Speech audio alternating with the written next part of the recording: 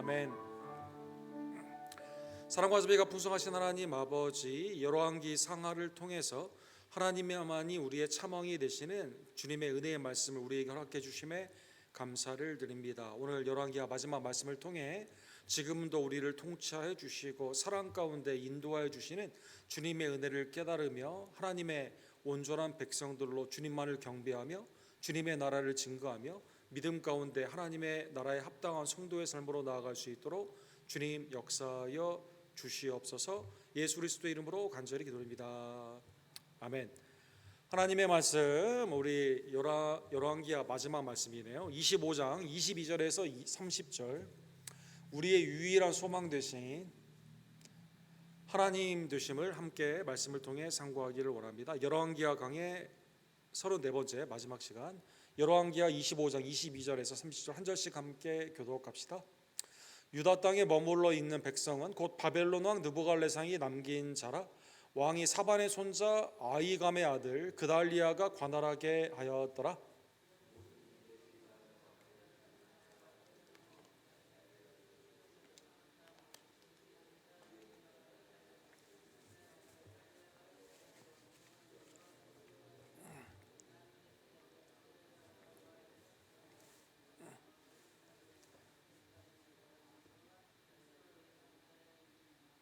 그달리아가 그들과 그를 따르는 군사들에게 맹세하여 이르되 너희는 갈대아인을 섬기기를 두려워하지 말고 이 땅에 살며 바빌론 왕을 섬기라. 그리하면 너희가 평안하리라 하니라.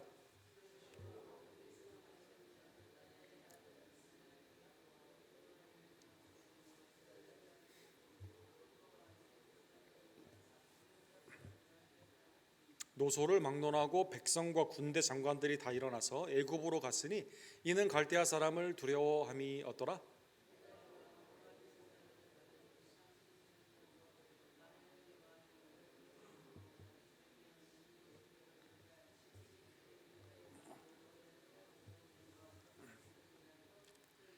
그에게 좁게 말하고 그의 지위를 바벨론에 그와 함께 있는 모든 왕의 지위보다 높이고 그 저주의 의복을 벗게 하고 그의 일생에 항상 왕의 앞에서 양식을 먹게 하였고.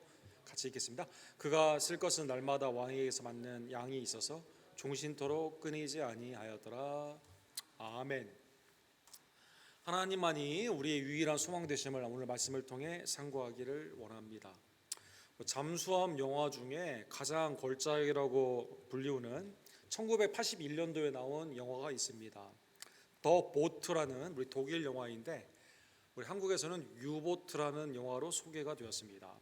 2차 대전 때 이제 유보트, 이게 소형 잠수함인데 이게 이제 그 대서양을 누비게 되면서 그 미군과 연합군을 이렇게 배들을 타격을 하는 이 독일군의 아주 잠수함의 그 활약상을 이렇게 그린 것이죠. 굉장히 그 혁혁한 공을 돌리다가 이 어로에 이제 이 잠수함이 맞게 됩니다. 이 잠수함이 이제 맞게 되면서 이게 쭉 맞아가지고 쭉 떨어지게 되는데 이 선장의 지혜로 겨우 이렇게 떠오르게 되죠. 그리고 독일의 다른 배 도움을 통해서 이제 그 항구로 입항을 하게 됩니다. 근데 마지막에 이제 이 배 밑으로 쭉 갈아가는 상황에서 소리가 다 들리지 않고 이제 그 잠수함 대원들이 다 죽을 상황이 있는데 이 멀리서 모스기와 같은 이 서로 이렇게 이 그 암호로 이렇게 연결하는 소리가 들리죠. 이 소리가 들리는데 이제 아마 구조선이 이렇게 온 것 같습니다. 그래서 이 잠수함의 선장이 오른쪽에 이제 사진에 나오는 가운데 있는 사람인데 이 모스기어로 그 배에 이렇게 보냅니다. 뭐라고 보내냐면 우리에게 소망이 있습니까? 이렇게 보냅니다. 우리에게 소망. 독일말을 암호화 시켜가지고 간단하게 우리에게 소망이 있습니까? 그러니까 이 상대편에서 당신에게 소망이 있습니다. 그러니까 이걸 감청일 될 수가 있는데 서로에게 있어서 아주 간단한 단어로 하는 거죠. 그러니까 우리가 여기에서 살아날 수 있냐 이 잠수함이. 그러니까 이 구조선이 살아날 수 있다 이렇게 말을 하면서 이제 끌고 이렇게 쭉 가게 되죠. 그래서 이제 입항을 하게 되는데 입항을 하게 되었을 때 너무나 혁혁한 공을 많이 세웠기 때문에 독일 군대 해군들이 막 빵빠레를 불고 막 환영에 이렇게 하게 되죠. 환영식을 하게 됩니다. 그리고 이제 잠수함에 있는 사람들이 이제 우리는 다 살았다 라고 하는데 영화가 거기서 끝나는 게 아니라 이때 미군 비행기가 전투기가 와가지고 이 항구를 침으로 말미암아 안타깝게 어뢰도 맞고 수많은 어려운 상황에도 다 버텨가지고 여기까지 왔는데 환영을 받는 마지막 순간에 다 이렇게 폭탄에 맞아가지고 죽게 되는 그러한 영화입니다. 결론은 뭘까요? 거기서 소망 가운데 살았는데 결국 살아왔는데 결국 내 힘과 능력으로는 안 되고 결국 거기에 또 죽게 되는 인생의 굉장히 허무한 이 영화를 보게 되면 진짜 허무하구나. 마지막에 좀 절망을 안겨주는 그러한 영화입니다. 오늘 본문은 이스라엘에게 과연 소망이 있는가라는 것에 대한 우리에게 경고가 나와 있죠. 열왕기 상하 거의 1년여 동안 우리가 이 말씀을 보았는데 하나님의 왕 되심에 위임을 받은 이 땅의 왕이 하나님을 순종하고 믿음 가운데 말씀을 지키고 백성들에게 섬기는 삶으로 나아가게 되면 나라가 부흥게 되는 거죠. 그러나 아무리 군사력이 많고 왕이 지혜가 많다 하더라도 하나님을 경외하지 않고 우상을 섬기게 되면 나라가 망하게 됩니다. 그래서 지난주에 우리가 본 것처럼 시드기야가 마지막 왕이었는데 이 바벨론을 배반함으로 말미암아 바벨론이 와가지고 시드기야의 아들을 그 앞에서 죽이죠. 그 다음에 눈을 빼가지고 이제 데리고 가게 되는 그 모습을 보았습니다. 바벨론에 아주 뛰어난 사람들은 다 데리고 갔어요. 그래서 남아 있는 사람들은 다 거의 리더격에 있는 사람들은 다 형편이 없고 또 스킬이나 이 성을 다시 세울 수 있는 그 신앙이나 이런 면에서 다 황폐한 그러한 삶 가운데 필접한 사람들만 이렇게 남아 있는 상황에서 열왕기하 25장 22절에 보면 느부갓네살 2세죠. 이 사람이 이제 그 총독과 비슷하게 식민지 통치를 위해서 한 사람을 세우게 됩니다. 유다 땅에 머물러 있는 백성은 곧 바벨론 왕 느부갓네살이 남긴 자라. 똑똑한 다니엘과 같이 에스겔과 같은 사람은 다 잡혀갔고 형편없는 사람들만 이렇게 남았는데 그래도 여기를 이제 바빌론에게 고분고분 이 분봇 왕처럼 총독처럼 다스리게 하기 위해서 여기에 사람을 남기게 되죠. 왕이 사반의 손자 아히감의 아들 그달리아가 관할하게 하였더라 이렇게 나와 있습니다. 그래서 그달리아가 여기에서 이제 총독처럼 남게 됩니다. 그런데 이 느부갓네살 2세 왕이 도대체 이 그달리아를 무슨 면을 보고 세웠는지는 모르겠지만 그달리아가요 신앙이 매우 뛰어난 분입니다. 이 집안 자체가 아주 훌륭해요. 요시야 때 사반이라고 하는 이 그달리아의 할아버지죠. 요시야 때 성경을 발견한 사람이 누구일까요? 그 다음에 제사장 hilkiah에게 와가지고 이 성경 발견했다고 말해서 요시야를 통해 그 마지막 부흥이 있었던 시발점이 된 사람이 이 사반인데 사반이 이 그달리아의 할아버지입니다. 그 다음에 아히감이라는 사람은 에레미야 26장에 보면 어떠한 사람입니까? 에레미야를 살려준 사람이에요. 그러니까 이 집안이 하나님의 말씀에 붙잡혀 있고 그 다음에 하나님의 선지자를 도운 그러한 사람이다라는 것입니다.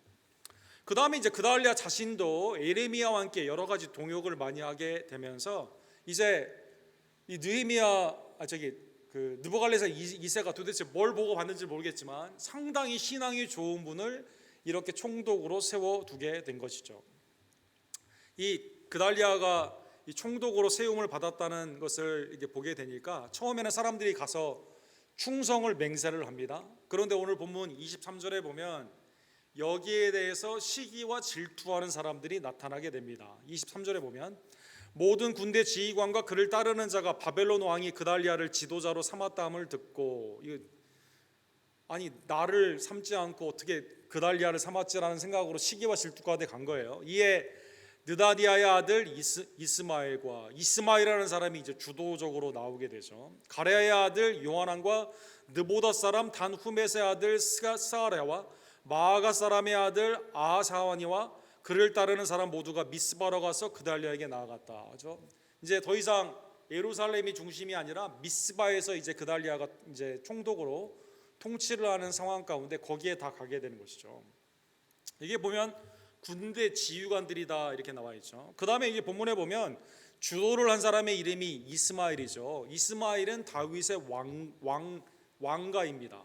그러니까 왕이 피가 흐르는 다윗의 자손 중에 한 명이죠. 그 다음에 여기에 요한안이라고 있는데 상당히 영향력이 있고 에레미야와 함께 여러 가지 일을 했던 그러한 사람인데 이 사람도 이렇게 나아가게 됩니다. 요한안 말고는 다른 사람들은 다 지역의 군주, 나름대로 군대도 가지고 있고 지도자로서 인정을 받는 사람이에요. 그런데 이 사람들이 가가지고 그달랴가 세워졌다는 것 가운데 이걸 반대를 하게 됩니다. 요한안 말고는 반대를 이렇게 하게 되는 것이죠. 그달랴가 사람들이 미스바로 다 오게 되었을 때 이렇게 말을 합니다. 24절에 보면 그달랴가 그들과 그를 따르는 군사들에게 맹세하여 이르되 너희는 갈대아인을 섬기기를 두려워하지 말고 이 땅에 살며 바벨론 왕을 섬기라. 그리하면 너희가 평안하리라 아니라. 그죠? 바빌론이 세웠기 때문에 그달랴가 조언을 합니다. 바벨론 왕을 잘 섬기면 어려운 일이 없다는 것입니다. 그러면 이 본문의 말씀을 잘 생각해 봐야 되는데 이 그달랴가 바벨론 왕을 잘 섬기라고 하는 것은 느부갈네살 왕이 자기를 세웠기 때문에 그렇게 한 말일까요?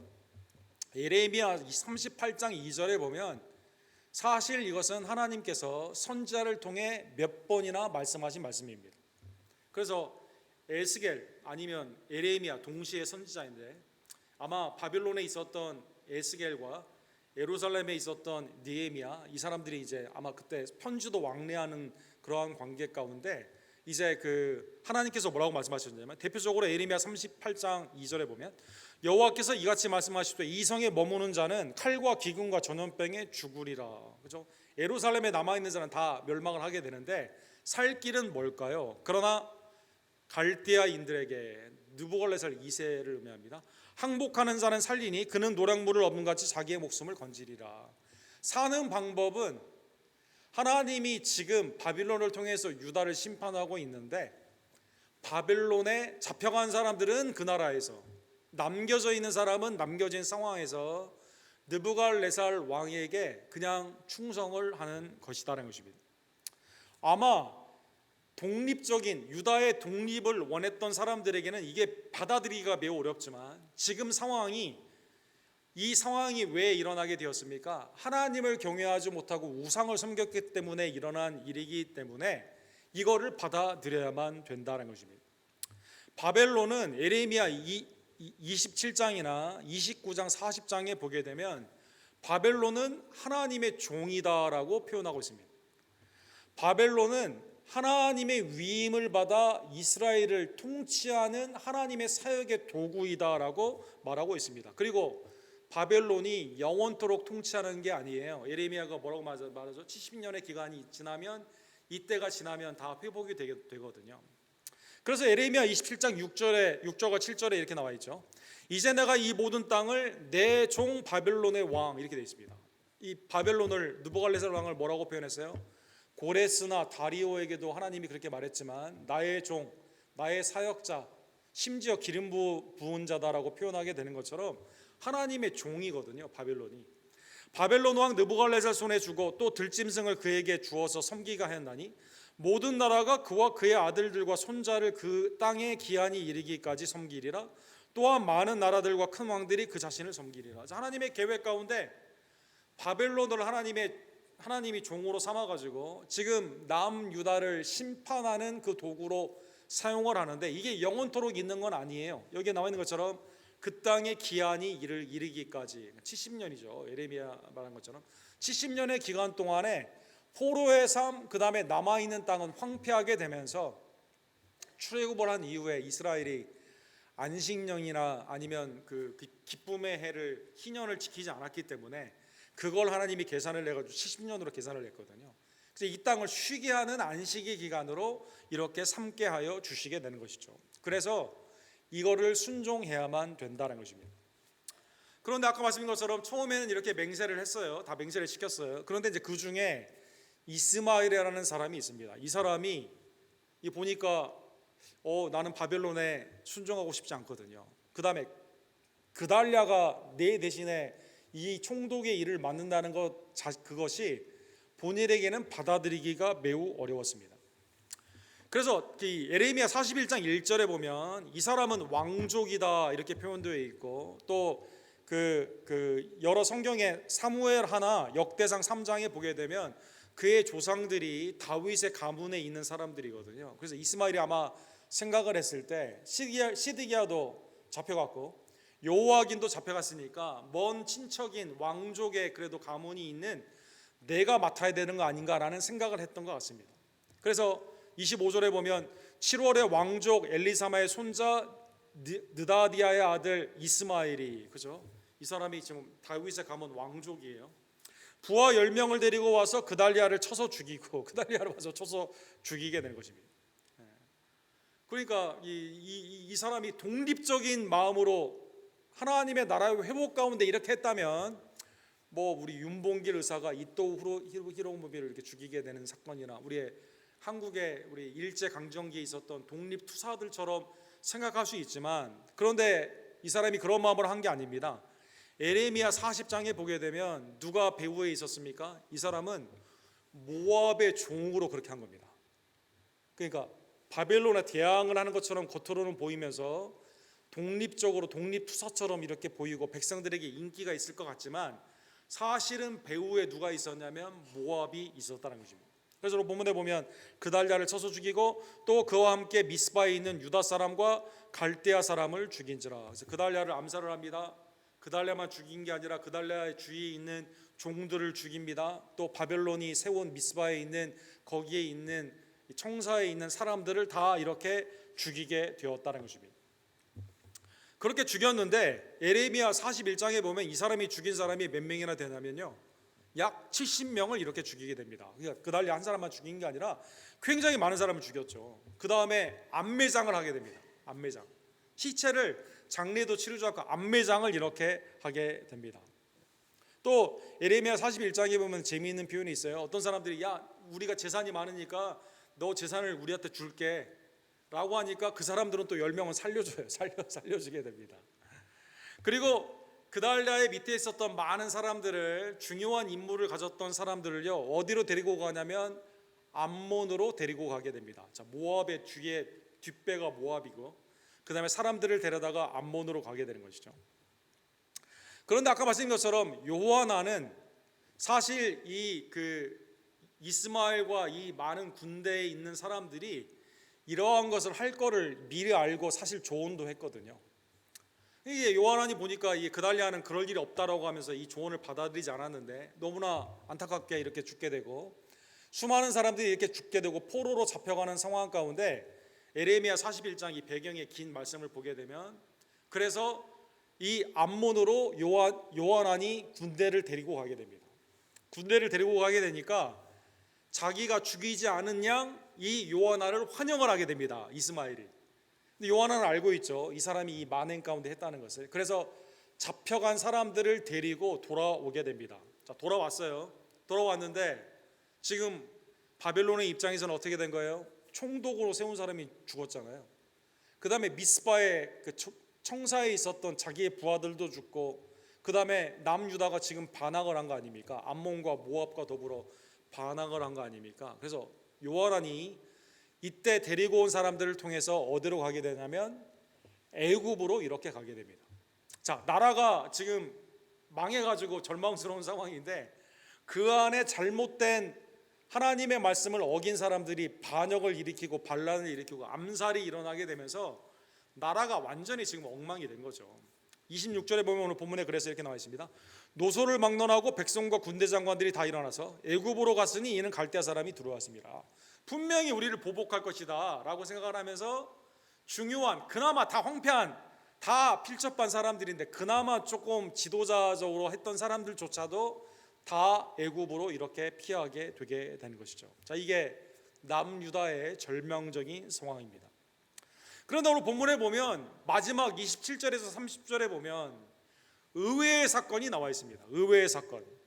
27절에 보면 유다의 왕 여호와긴이 사로잡혀간 지 37년 곧 바벨론 왕 에윌 브로닥이 즉위한 원년 11월 그달 27일에 유다의 왕 여호와긴을 옥에서 내놓아 그 머리를 들게 하고. 자, 여호와긴은 악한 왕이었죠. 그래서 3개월만 왕 노릇을 하다가 바벨론이 이 여호와긴을 포로로 잡아가고 시드기야를 세우지 않았습니까? 그래서 포로로 잡혀가지고 몇 년이 있었다고요? 37년이라는 게 있었습니다. 그러니까 감옥에 굉장히 오래 있었던 거죠. 그러니까 20대 후반과 30대, 40대, 50대를 다 거기에서 이렇게 보게 된 거죠. BC 560년에 있었던 사건입니다. 에윌 브로닥이라는 왕이 느부갈네살 2세의 아들입니다. 아들. 이 사람이 즉위를 했는데 무슨 마음이 있었는지 이 사람을 풀어주게 된 거죠. 요아긴을 풀어주게 된 거죠. 그리고 주 예수의 옷을 벗기고 다시 왕으로 대접을 받도록 다른 왕보다 훨씬 더 높은 자리를 이렇게 주게 됩니다. 마치 다윗이 이 사울의 손자 그 요나단의 아들이었던 무비보셋을 이렇게 대우하여 주게 되는 것처럼 그렇게 대우를 하여 주게 되는 것이죠. 오늘 보면 28절과 29절에 보면 그에게 좋게 말하고 그의 주의를 바벨론에 그에 함께 있는 모든 왕의 주의보다 높이고, 그렇죠? 바빌론에 그 기록되어 있는 돌에 새겨져 있는 여러 가지 돌판들이 많이 있는데 그 중에 BM30254 이 번호가 이렇게 있는데요. 여러 가지가 있기 때문에 이 번호가 있는 게 있는데 대형 방문관에 이게 있습니다. 여기에 이제 이 기록이 나와 있습니다. 에윌 브로닥 왕은 사실은 악한 왕이었다고 합니다. 이 왕은 사람들에게 굉장히 그 해를 많이 끼치고 그래가지고 이 사람이요 2년 동안 지휘를 하면서 이 바벨론의 나라의 국격이 많이 떨어지게 되었거든요. 국력이 약해지게 되었거든요. 그래서 매형인 네리글 라사르라고 하는 매형이에요. 매형이 이 에윌 브로닥 왕 느부갈네살 2세의 아들인 이 왕을 죽이게 됩니다. 2년만 통치를 하다가 이렇게 죽이게 됩니다. 그래서 이 기록이 이제 여기 태블릿에 이렇게 나와 있죠. 그런데 이게 어떻게 된 일인지 이렇게 악한 왕이고 그 다음에 자기의 매형에게 지금 암살을 당하기 첫 해니까 그 다음에 이렇게 죽는 거예요. 이 악한 왕이 도대체 무슨 일인지 이 여호와긴이라는 이 왕을 37년 동안 감옥에 있었던 이 왕을 풀어주고 왕보다 더 높은 자리를 이렇게 주게 된 것이죠. 그래서 29절에 보면 그 죄수의 의복을 벗게 하고 그의 일평생에 항상 왕 앞에서 양식을 먹게 하였다. 그러니까 바빌론에 잡혀갔던 사람들의 생각을 해보면 어떤 생각이 있을까요? 남유다는 절망적인 상황인데 오히려 잡혀갔던 상황 가운데 자기의 자국의 왕이 감옥에서 풀어지게 되고 그 다음에 왕으로 다시 회복이 되는 이러한 사역을 통해서 소망이 놀랍게도 이 가운데 일어나게 되었다는 것입니다. 더 나아가 그 에윌 브로닥 이 왕이요 이거를 자기는 2년 다음에 바로 죽거든요.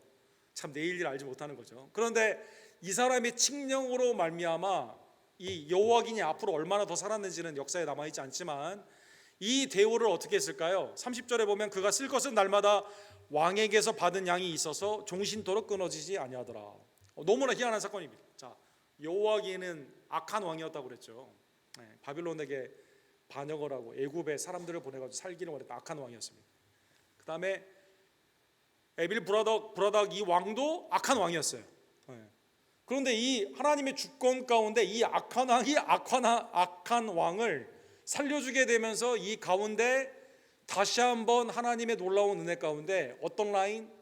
다윗의 라인이 계속 이어질 수 있도록 긍휼을 베풀어 주셨다는 것입니다. 예레미야 29장 11절에 보면 하나님께서 예레미야를 통해서 포로로 잡혀가던 사람들에게 이렇게 말하죠. 야, 너희 잡혀간다 하더라도 염려하지 말라고. 그 땅에 가서 하나님을 예배하고 그 땅의 평강을 위해서 오히려 바빌론의 평강을 위해서 너희가 기도하라라고 말을 하게 됩니다. 이 받아들이기가 매우 어려운 거죠. 아니 나를 지금 포로로 잡혀가는 그러한 상황에서 그 나라에 잡혀간 나라에서 그렇게 하라고? 하나님이 그렇게 말씀하셨다는 거죠. 예레미야 29장 11절에 보면 너희를 향한 나의 생각은 내가 안 하니 평안이요 재앙이 아니니라. 하나님이 이렇게 말씀하시는 거죠. 너희를 향한 내 생각은 재앙이 아니라 지금 잡혀가고 있는데 그렇죠? 재앙이 아니라 평안이라는 것입니다. 너희에게 미래와 희망을 주는 것이라. 그래서 이 말씀을 붙잡은 사람들이 사실 이때부터 뭘 하게 됩니까?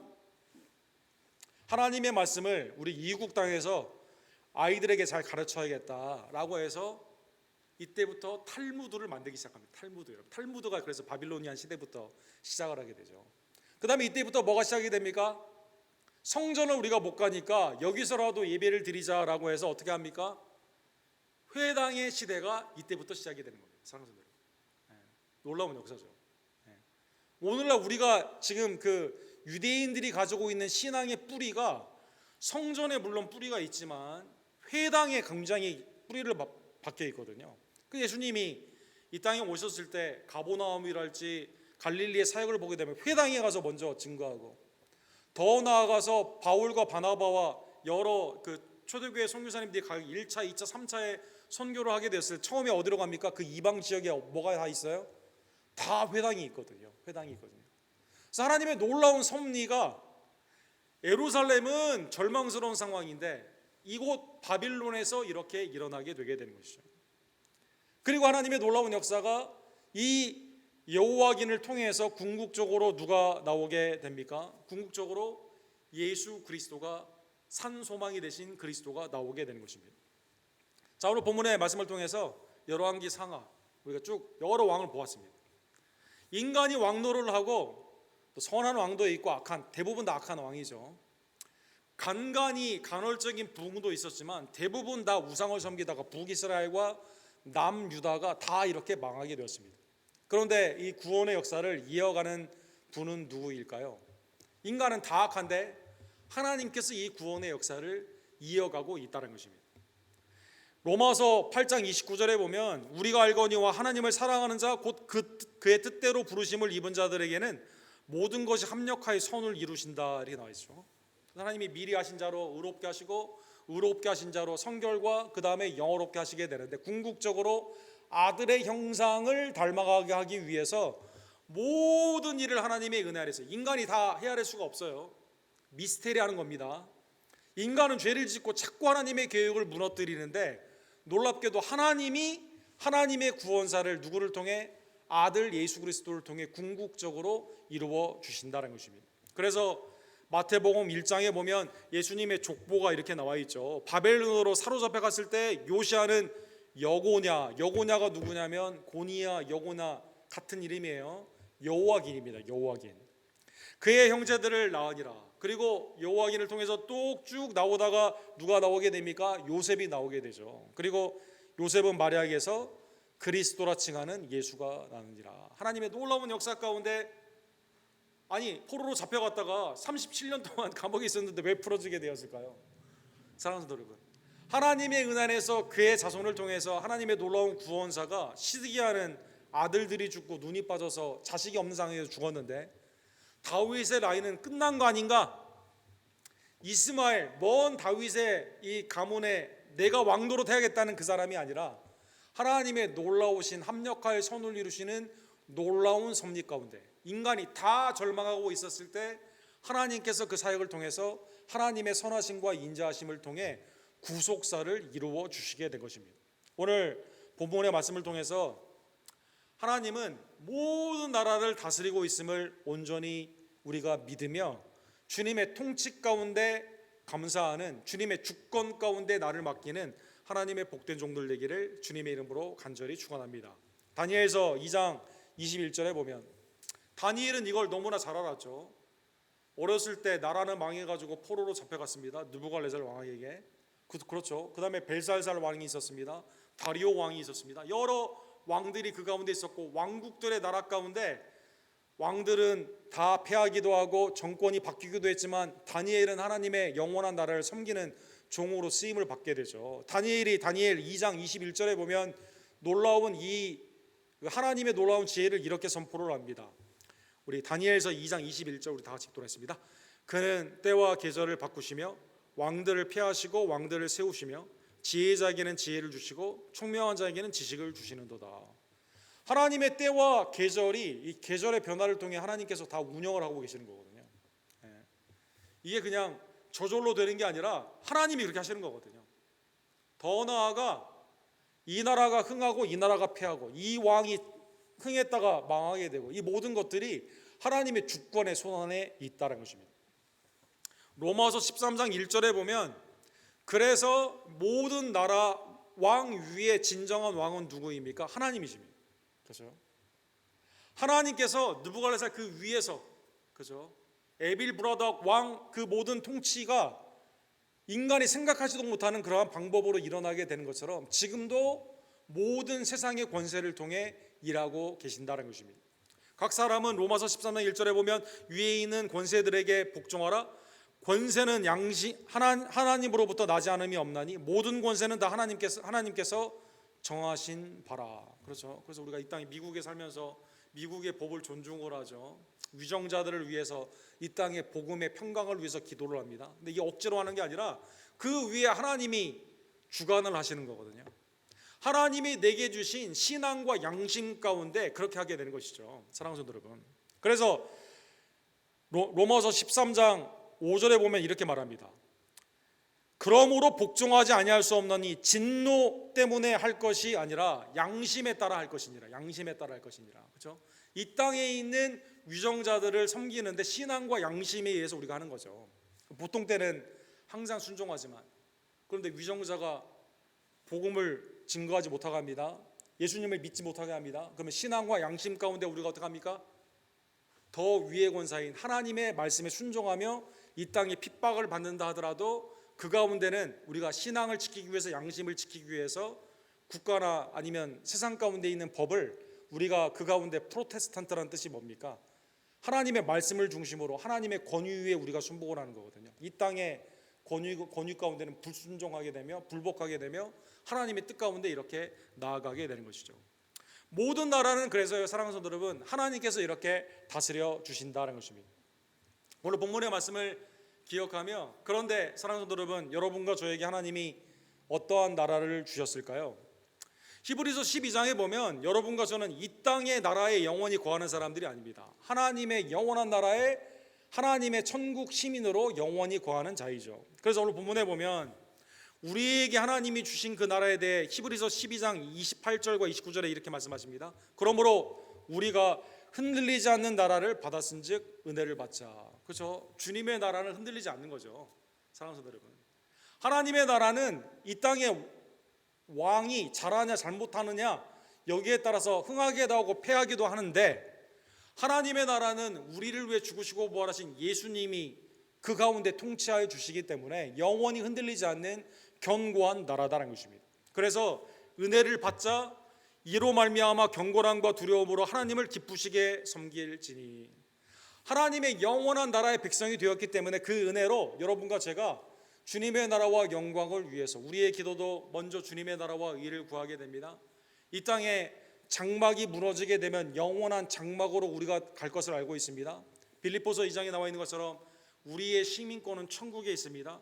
하나님의 은혜 안에서 하나님을 기쁘시게 우리는 섬기게 된다는 것입니다. 우리 하나님은 소멸하는 불이심이라. 그렇죠? 하나님의 공의와 자비 가운데 나의 죄를 사해 주시기 위해 독생자를 허락하여 주시고 예수님을 믿는 자에게 아들의 나라 하나님의 나라를 기쁨으로 우리에게 허락하여 주시며 지금도 그 나라의 백성답게 살 수 있도록 흔들리지 않고 견고한 그 나라의 백성으로 우리에게 하나님의 놀라우신 은혜를 허락하여 주시고 우리는 기쁨으로 그 가운데 섬긴다는 것입니다. 베드로전서 1장 3절과 4절에 보면 그래서 우리의 유일한 소망은 이 땅에 어떠한 부를 가진 사람이나 명예를 가진 사람이나 권력을 가진 사람이 아닙니다. 우리의 소망은 오직 예수 그리스도밖에 없는 것입니다. 베드로전서 1장 3절과 4절 우리 마지막으로 읽고 마치도록 하겠습니다. 우리를 거듭나게 하사 산 소망이 있게 하시고 썩지 않고 더럽지 않고 쇠하지 않는 유업을 있게 하시나니 곧 너희를 위하여 하늘에 간직한 것이니라. 썩지 않고 더럽지 않고 쇠하지 않는 하나님의 나라를 우리에게 유산으로 주신 거, 유업으로 주신 거거든요. 그래서 오늘 본문에 보면 주님이 우리의 산 소망입니다. 산 소망. 소망이 살아서 움직이는 거죠. 리빙 호비입니다. 주님이 우리의 산 소망이 되세요.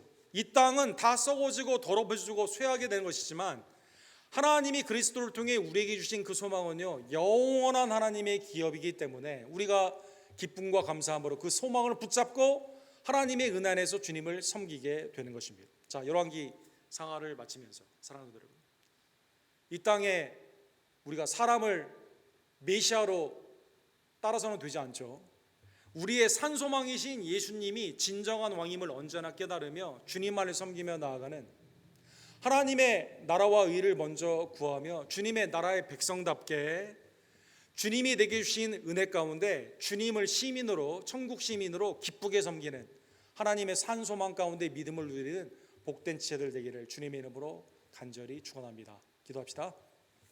거룩하시고 자비로우신 하나님 아버지, 하나님, 이 땅은 쇠하여지고 폐하여지며 썩어지게 되고 부패하게 되지만, 그러나 이 나라에서 하나님의 영원한 나라, 흔들리지 않고 견고한 나라, 산 소망이 되신 그리스도가 통치하시는 은혜와 자비의 그 나라의 백성으로 우리를 삼아주심에 진심으로 감사를 드립니다. 그 나라에 우리가 합당하지 않지만 그리스도께서 십자가에서 우리의 죄를 사하여 주시고 하나님의 나라의 백성으로 살 수 있도록 하나님의 성령의 은혜를 허락하여 주시며 날마다 말씀으로 천국의 윤리와 말씀을 지도하여 주심에 진심으로 감사를 드립니다. 주님의 나라의 백성답게 우리는 먼저 주님의 나라와 의를 구하기를 간절히 원합니다. 썩어져가는 세상 가운데 믿음을 두지 않고 소망을 두지 아니하며 오직 나를 위해 죽으시고 부활하신 그리스도의 통치를 믿으며 주님과 함께 동행하며 주님의 나라의 백성답게 믿음으로 살아가는 하나님의 복된 종들 될 수 있도록 주님 역사하여 주시옵소서. 우리의 참 왕 되시는 예수 그리스도의 이름으로 간절히 기도드립니다.